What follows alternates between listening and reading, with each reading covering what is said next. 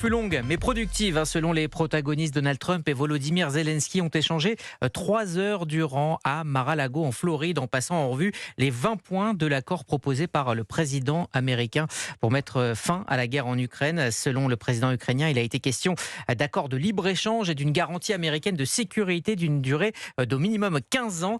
Bonjour Rémi Amalvi, vous êtes le correspondant européen aux États-Unis. Cette nouvelle rencontre a-t-elle vraiment permis de faire avancer les choses et donc de se rapprocher d'un cessez-le-feu ?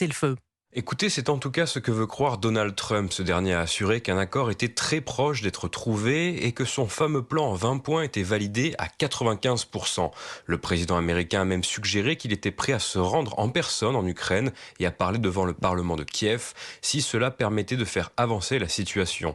Car comme Donald Trump l'a lui-même reconnu, il reste encore une ou deux questions épineuses à régler, en particulier le cas du Donbass. La Russie, qui contrôle déjà la majorité du territoire, ambitionne son annexion totale, ce que l'Ukraine a toujours catégoriquement rejeté jusqu'à présent.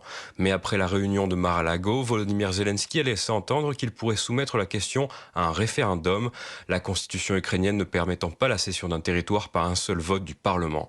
Selon le président ukrainien, les deux chefs d'État seraient tombés d'accord à 100% sur l'importance des garanties de sécurité américaines, sans que l'on sache vraiment ce que cela signifie pour l'instant. Les discussions entre négociateurs américains et ukrainiens devraient reprendre la semaine prochaine. Merci Rémi Amalvi, correspondant européen aux États-Unis.